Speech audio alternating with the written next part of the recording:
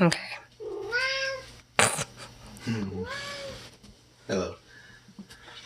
And good morning, good afternoon, or good evening, whenever the time of this video finds you.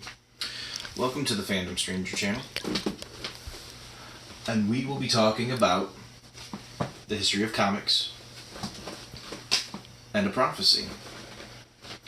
In this video, we're going to be we will be discussing the history of the comic book industry and how it relates to a very important biblical prophecy. And so with that, let's begin. We will start this discussion here first, of course, at the very beginning, with the Golden Age. Now, the Golden Age of comics started in 1938, and it lasted until 1955. The Golden Age was cited to have started with Action Comics issue 1, which was the first appearance of Superman. Now there had been other comics published before that, but it wasn't the start, as historians would actually recognize it to be. This was born out of the pulp era. The pulps featured detective-type characters such as Green Hornet or the Shadow. Along with Zorro, two characters who would later influence one of the other very important superheroes to be born out of the Golden Age, Batman. The term was coined by Richard A. Lopoff, I believe is how his name was pronounced. And the effects of World War II were quite profound on the Golden Age. The comics served to boost morale within the armies and within American citizens. It created an escapism from terrible war for the people on this side. The effects also on the industry, as we've seen, a lot of the earliest creators had taken roles within the military. Stan Lee being one of them. He was a playwright, or I shouldn't say he was a playwright. He worked with playwrights within the military. He wrote instruction manuals for the U.S. Army. There's been other creators and artists who served in the military. They fought in the wars and then would come back and then worked on comic books. The influence of those wars had profound effects on their story writing, along with their artwork.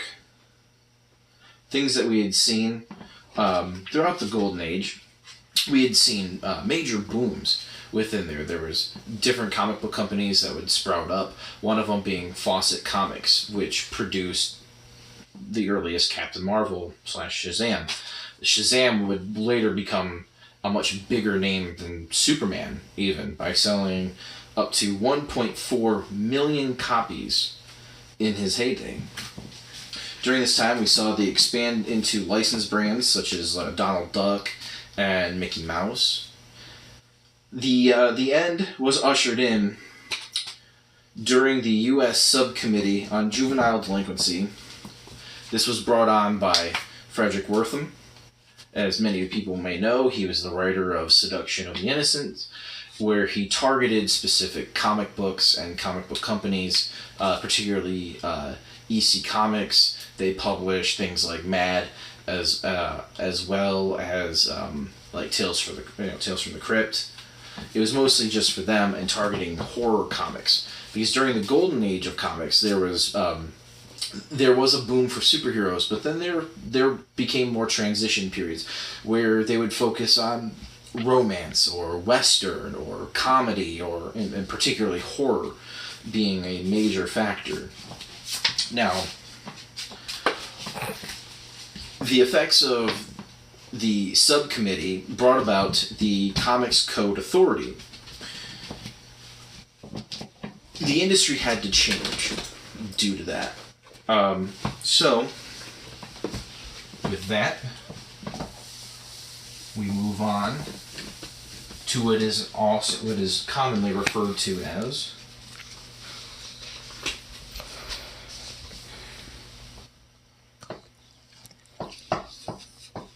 the Silver Age. The Silver Age had lasted from 1956 to 1970.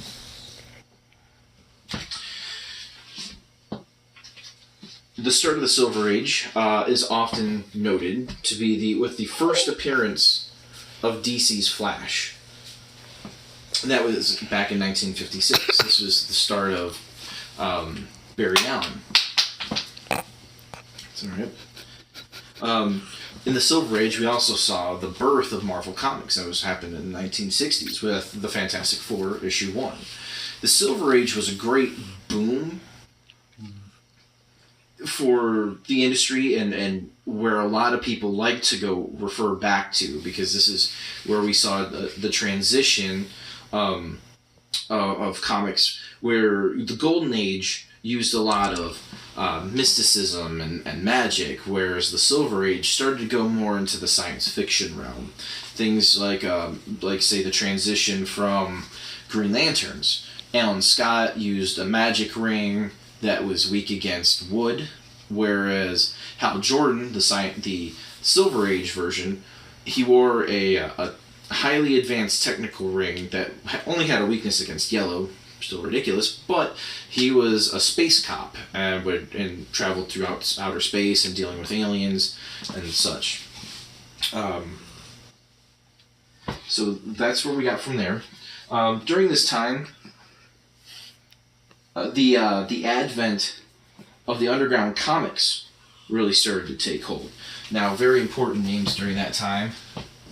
One of such, a recent creator, and he's been fairly well known, is R. Crumb. This gentleman has stayed fairly relevant within the comic books. Most people know him. A lot of people know him specifically for Fritz the Cat, which led to a cult following animated film. Very adult, so don't ever let your kids watch that. It's definitely not a family-friendly film. Now, the Silver Age had, according to historian Will Jacobs, he suggested that the end of the Silver Age came in April 1970, when Julius Schwartz transitioned the Green Lantern title to a new generation of creators, Neil Adams and Denny O'Neil. But to the contrary, Arnold Bloomberg contributes the end in 1973 with the death of Gwen Stacy. Now, I find that the 1970 mark is a bit more accurate, so I don't quite agree with Arnold. I do agree with Will Jacobs that it was right around that time that I would say that the transition did happen. There was a lot more. There was a bit more of a climate change socially within America. A good thing to note too is that the comic book industry is an American creation, just like jazz. America is the center focus of comics. So everything that happens with us really deeply affects the comic book industry. So when we go through political changes, that's when it starts to reflect. Now we move into the next stage. Much of this is very abridged. I'm trying to do that for the brevity of time. The next stage we go into is the Bronze Age, which takes place from 1970 to 1985. Now, no single event marks the start of the Bronze Age, particularly, but several things taken together. The Bronze Age brought in a new social consciousness, taking focus on racism and drugs and urban poverty, abuse and pollution, things of that nature. We've seen this if you read the New Teen Titans, which takes place during the Bronze Age. They often focused on things that would affect the youth at the time, such as drugs or runaways or even abuse, as some stories have told. Marvel and DC, they made major transitions from not just focusing on comic books, but had actually moved into making films and cartoons. Now, there had been cartoons, and even back in the Golden Age, there was movie serials, due to how popular they were. But it was during the Bronze Age that they really started to make a push for that sort of stuff. That we saw things like the Super Friends, Spider-Man and His Amazing Friends, and the quite humorous, the Spider-Man show that we see a bunch of memes on nowadays. There was many others, Fantastic Four being one of them. The shifts in production also changed how comic books were sold. Newsstands and comic book shops started to boom during that time. Things started transitioning from newsstands into privatized shops. This also allowed comic books to companies to start to raise the price just a little bit. Now, there's also other things too, where the newsstands were allowed to return books that didn't sell. Typically, some of you may have know this, some of you may not, but typically what they would do is they would rip the cover off of the comic. They would have to throw away the content of the book, and then they would send back the cover of the book, and then the store would be reimbursed for the price of the whatever book they purchased. That's why you will often see some books without covers being sold for pennies or quarters or whatever, but that's why you'll find that kind of stuff. Now, private shops couldn't do that. Books that didn't sell, they had to sit on and wait until somebody eventually bought them.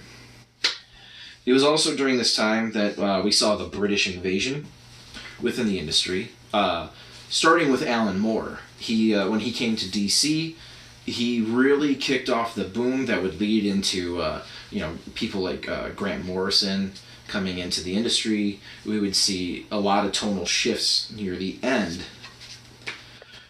The end of the Bronze Age is often heralded to two of things. The DC's milestone arc of Crisis on Multiple Earths and Marvel's Secret Wars.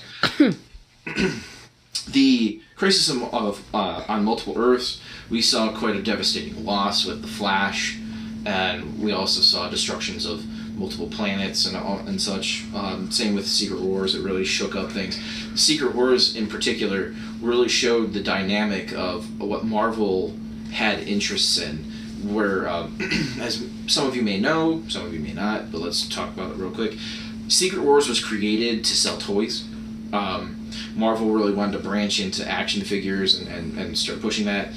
But the company, which I think was Toy Biz, people may have to correct me in the comment section below.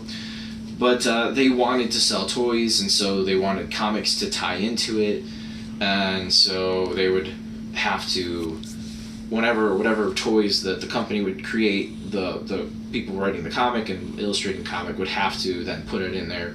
It was quite an adventure.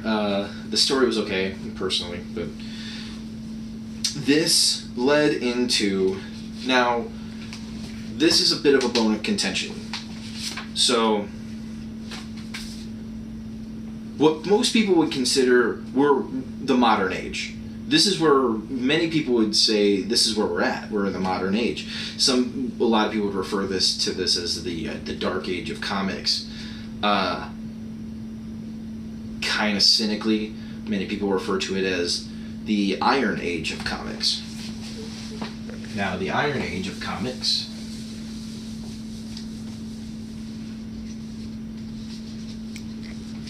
as other people put it, goes from 19 to today. But I'm going to put that in quotations, and I'm going to discuss as to why they're wrong. Now, the start of the Iron Age, many people would say that started as a deconstructive, dystopian take on iconic characters with the takes of The Watchmen and Frank Miller's Batman: The Dark Knight. Now, I believe that would be true. As we've seen, during this time we saw a rise of grim and gritty and ultra-violent superheroes. We saw the death of Superman and the breaking of Batman during the early 1990s. We saw the death of Captain Marvel during this time. Again, Watchmen, Batman: Dark Knight. We saw a lot of this grim and gritty stuff. Now, in the early 1990s, we also saw the mass exodus of artists that went to Image. And also during this time, we also saw the creations and the rise of popularity of Teenage Mutant Ninja Turtles. I'm sorry, before I go into Image, let's go over that rule too.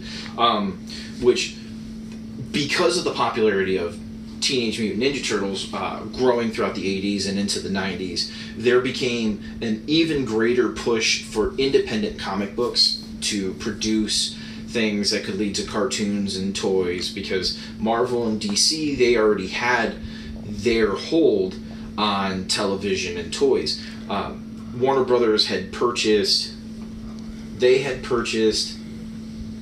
DC between 1969 and 1970, right in that general area. So they already had major financial backings. Marvel, I think, there was a couple of different companies during the Iron Age who was seeking to purchase that, but we'll discuss that here in a minute. But all right. So let's get back to that. So the mass exodus of creators went off to Image Comics, which would then lead to bigger properties coming out, such as Spawn, Savage Dragon, Young Bloods, many of that. With that, in order to compete, DC and Marvel would ramp up even more so their gimmick comics. This would be things like variant covers and lenticulars and chromium covers, things like that. They would start really boosting up the gimmicks. But they would also overproduce, and that's what also led to the bubble of the 90s, where we saw things start to crash. During the bubble, that's when we saw the crash of Marvel, when they end up going into bankruptcy. That's one of the things that led into it. Now, I would say that during the other times too, we also saw the rise of Valiant Comics. We saw the rise and fall of Valiant Comics within that. We also saw the rise and fall of Harris Comics, which Cyberfrog was on. Let's not forget about that. Now, I would say that near the end, what brings in the end, was right around... Now, again, many people will tell you that this is where we're at right now. This is where we're at. Now, I'm going to say, this is why I say that they're wrong, and I think that this is when this happened, was at between 2000 and 2002, we saw a shift in guard over at the major companies. We saw Dan Didio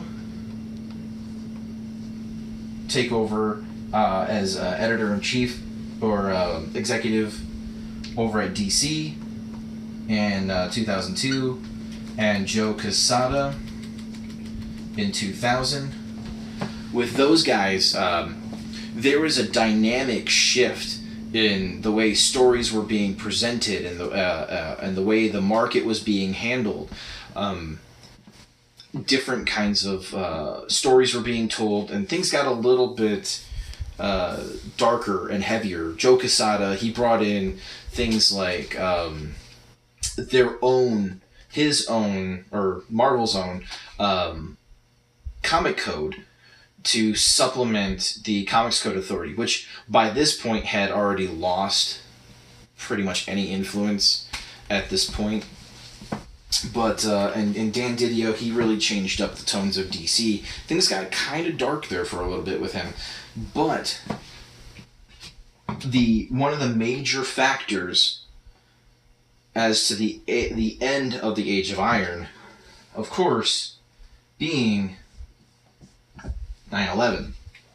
Well, when 9/11 happened, the industry as a whole really flipped on its head. And one of the main reasons why is because many of DC and Marvel and a couple of smaller presses were based in New York. So most of their staff witnessed 9/11 happen live.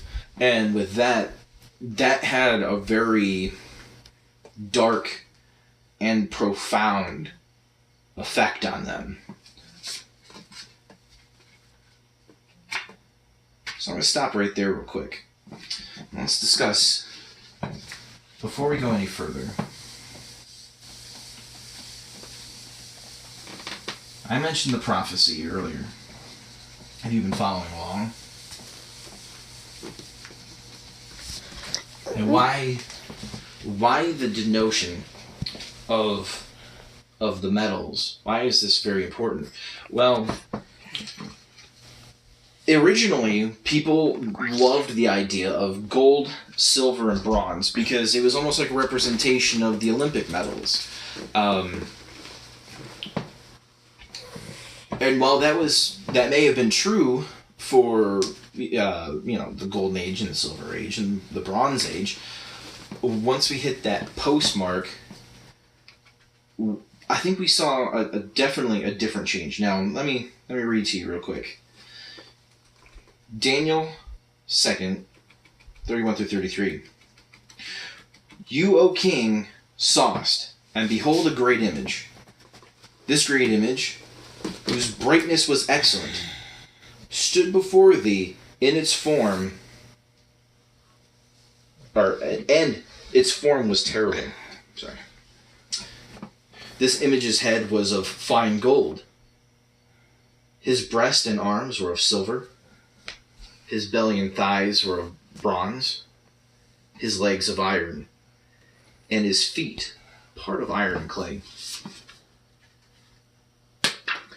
Ladies and gentlemen, this is what I promote. This is where I think that we are, and why I think we should stop using Iron Age or Dark Age or Iron, or any of that for where we're at right now.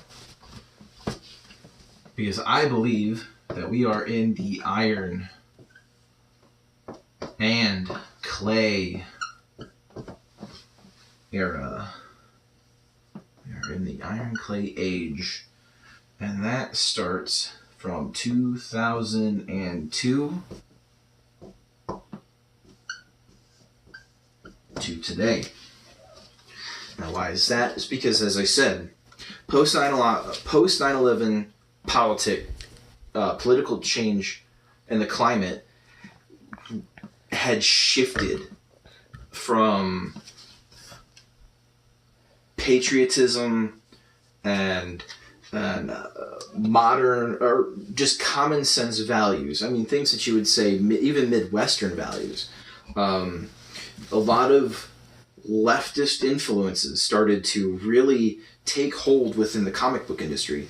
Now, we had seen, at first it seemed kind of innocuous, but the Colbert Report in the early 2000s, Joe Quesada would often show up on that show discussing things of what he was planning on doing with Marvel Comics.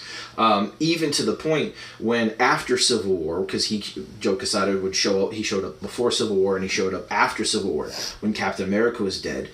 Joe Quesada gave Stephen Colbert the Captain America shield. Now, as we know, Stephen Colbert, he's a very leftist individual. He would, in the Colbert Report, he would often it would be a political satire where he pretended to be a right-winger and he'd be kind of crazy, but we always knew that it was because he was a leftist. Now, there was within the comic books. Now we also, and we've seen this before in comics before. Certain writers would take pot shots at the president, whoever was leading at the time. We've seen it a lot with Nixon. We saw it quite a bit with Reagan. Not nearly as much. Many of them were pretty easy on him, but we did see a little bit of influences. But I would say that by the mid-2000s, we saw a lot harsher criticisms, a lot harsher depictions of American politics and George W. Bush. Love him or hate him, the Marvel in particular really kind of would hit hard on him a little bit. During this time, we also saw DC put into place Lex Luthor as president. Now, that was a very fascinating arc, and it was a very biting criticism of American politics. This was also the time where we started to see attacks on right-wing conservatism, or anything of that nature, Midwestern values. We did start to see that in comics. There was there's an issue that comes to mind post 9/11 where a young lad, he's Middle Eastern, he's going to school, and people are kind of ragging on him. They're picking on him, and they start kind of beating him up. And they start beating up on him. But when he goes home, he's actually a giant Captain America fan, and it was. I wouldn't say that that's necessarily conservative values, but that didn't really happen. I mean, I was alive during then. I was in high school. That kind of stuff didn't really happen. And I remember when that issue was published, it did bother me. It bothered me then. It still bothers me now, because being around during that time, that stuff didn't really happen. Not to say that it didn't, but it didn't really happen very often. So to make its way into comics did bug me a little bit. But I would say, because now as we've gone on, and particularly as we know that it's especially since 2012. Now, because as we've seen, this would be, we've seen the insertions of intersectional identity politics. Things such as, feminism and LBGT and militant black activism, things like that being portrayed in comic books. Honestly, if you follow any comic skaters, you'll learn everything about that. We've seen it. You can see it in comic books. It's often one of the reasons why people have stopped buying comics. In particular, things like the cover of Mockingbird asking about my feminist agenda. You can say Angela's unsolicited comments about Israel. Just a bunch of little dumb stuff. And creators using their own identity as a source of weakness, but as a shield, so that way they could make disgusting, violent, or racist, or sexist remarks against fans, which is why we're at where we're at when it comes to Comicsgate here. Now, one of the most notable times was in 2004, when Alex Ross, he made a very strong political stance with when he depicted George W. Bush killing the Statue of Liberty. We also saw during the later years where Marvel used their brand, where Joe Quesada and writers used their own brand to pump up Barack Obama and basically campaign for him during that time. Something like that had never been done before. I mean, you had Howard the Duck running for president, which was just kind of a gag, but we haven't had a major company really campaign on behalf of a major politician like that until we hit the Iron and Clay Age. So let's go on. So here we are.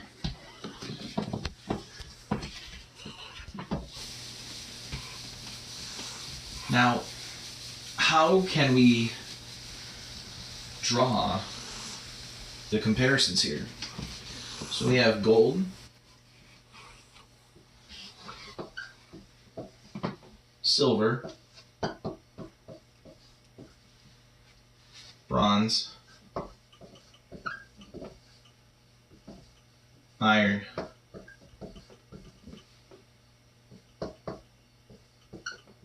iron and clay.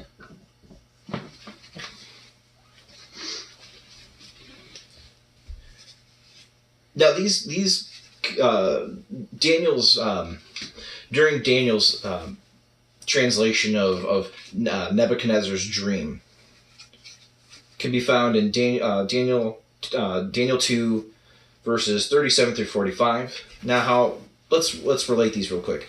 So the Golden Age was of the greatest era. Things that were created, they were pure, and the creators really had full control over everything, right? Let me see, do I have anything? Nope, I didn't put those in my notes. I may have already thrown them out. Did I already throw it out? I may have already thrown it down. Yeah, that's alright. Right on. So anyway, the Silver Age being made lesser due to the Comic Code Authority, the Bronze Age, which in 2 Daniel said that it will rise to rule the world. Now during this time, stories of this era, they eventually dictated the direction of where comics were going to go, along with films and the writers of multiple industries that we've seen, such as animation and movies. The Iron Age, the age that would smash all previous ages, as Daniel had translated from the dream. Now we've seen that too. The Iron Age was the deconstruction of these Golden Age and these Silver Age heroes. It smashed them down, and it really, and with the bubble and the burst of it, it smashed down the industry as a whole. And with the Iron and Clay, now the Iron and Clay era, it borrows the strength of iron in the Iron Age, but it's also weakened with clay. It shows that people are forming alliances through intermarriage. Now these things can't hold, and they don't last. Now, that's interesting because during the Iron and Clay, as we've seen now, we've seen Disney and Marvel, they end up combining. And look what happened. I mean, Marvel they were pretty good. They really had a lot of the iron strength up to that moment. But when they formed that alliance, they became weak. Products started losing quality. They started hiring garbage tier artists and writers who would inject their own personal politics into the comic books, and the brand was weakened. DC has been doing the exact same thing. They've been aligning themselves with these awful, awful artists and these editors that have no interest for the company outside of using it as a platform for their own identity politics. And that's where the problem is. Now, you might be asking me, so how does this prophecy work in all of this? Now, God's prophecy, this prophecy in particular, in relation, was, this prophecy shows God's sovereignty over all of man's kingdoms in all of his timeline. That everything is completely subject to his sovereignty, to God's own sovereignty. Now, when it comes to prophecies, we've learned, I'm going to teach you something new here. It's called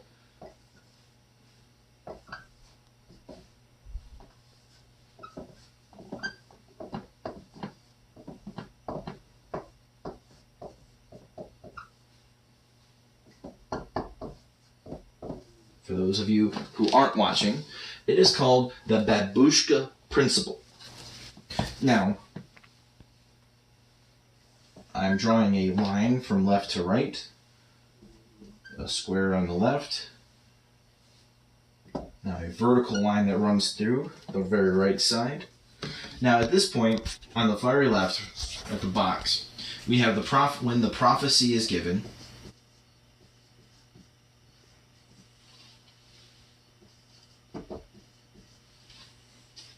And at a point, we have short term fulfillment.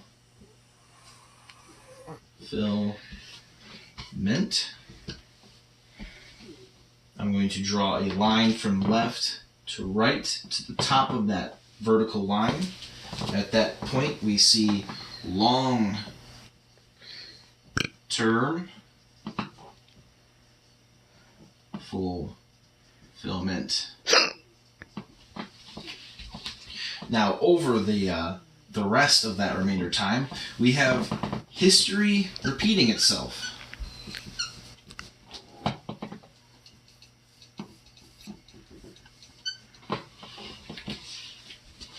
Now, the principle of the babushka is that prophecies are a cyclical nature, and that prophecies will often have more than one meaning, right? So, with this prophecy, that there could be multiple short terms in different formats every single time. Now, to learn the nature of future, right? To understand the future of the prophecy, you have to learn from the past. And that's key. And that's why this prophecy is very important to understand. Is that because we are at that point where we are at the iron and clay age. And we've seen it. Everything is right there. But now that we've drawn parallels between the ages of Nebuchadnezzar's age, from Babylon on, from the Golden Age to the Iron and Clay Age, of the prophecy to that of the comic book industry, let's look at something real quick. Thou sawest till that a stone was cut out without hands, which smote the image upon his feet, whereof iron and clay, and brake them to pieces. There was the iron, the clay, the bronze, the silver, and the gold, broken into pieces together, and became like the chaff of the summer threshing floors. And the wind carried them away, that no place was found of them, and that the stone that smote the image became a great mountain and filled the earth. Now, as we know, or I shouldn't say as we know. Now, what's important about that is that the stone that smote would become the kingdom of God. Now, that of course is from short term, as during that time, when that statue was done, essentially a new age would then begin, and so a new kingdom of gold would start, and then eventually things would deteriorate. And of course, where that prophecy comes into play is that each age, which with each statue, that eventually forms its own, and kind of like the Russian egg dolls. As things go on, everything gets but kind of in reverse. But at the long-term fulfillment, that means that's leading to the second coming of Christ. For that, and for us, within the comic book industry, it means that once the age of iron and clay is smashed and it comes to an end, that something bigger and better will take its place. Now, I think we can draw it there, because We don't know what's going to bring that out. As the prophecy said, that it would be an act of God. Really, it's going to be by God's will, not by the hands of man, but by an act of God. I can't tell you what it's going to be. I'm not a prophet, so it could be. Most of these places are based in California, so I mean, it could be a wildfire that takes out the big two, which really sends the comic book industry reeling. It could be earthquakes. I mean, it could be anything. I mean, it could even take the death of Stan Lee, which you could say is an act of God. That really brings this industry coming to a crashing demise. And so, with this new upsurgence of creators, independent creators, forming their own industry, I think that could even be the rock that was cut, that's hurtling towards the industry of old. And that every comic book that comes out with Comicsgate, such as Cyberfrog and Bigfoot Bill and all of these guys, I mean, that are out right now as of the time of this video is being made, they could be the rock that's coming down to smash the old industry. We don't know yet. But if for any of you who were able to watch this video and actively, I shouldn't delete this right away here, repeating. You should, if you can take a screen cap of that, make sure that you remember to use this, right? Screen cap that, keep that in mind. Up here I put up Ecclesiastes 1 through 9, or 1, 9, I really should say 1, 9 through 10. The thing that hath been, and is that which shall be, and that which is done is that which shall be done, and there is no new thing under the sun. Is there anything whereof it may be said, See, this is new? It hath been done already of old time, which was before us. Ladies and gentlemen, everything that I've just talked about, it's happened before in different forms. We've seen a point in history during the Renaissance age, there was a class of rich people who single-handedly funded the artists of the time, and they were attacked and they were killed, and that really turned the whole arts of the Renaissance on its own head. I wish I could give you more detail. I could not find any of the information. I know I remember it, and I remember hearing about it, but I can't find any specific details. But that's where we're at in the Iron and Clay age, is that the people who are supporting the arts and supporting the artists and supporting all of this, they are being attacked,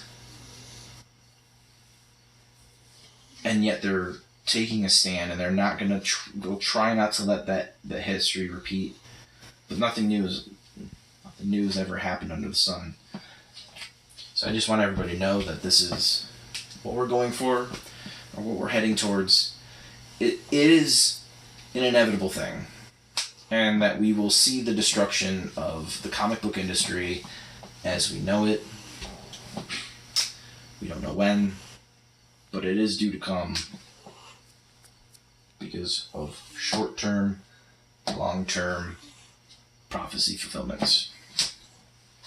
And with that, I wish everybody a great day, good night, good afternoon, goodbye.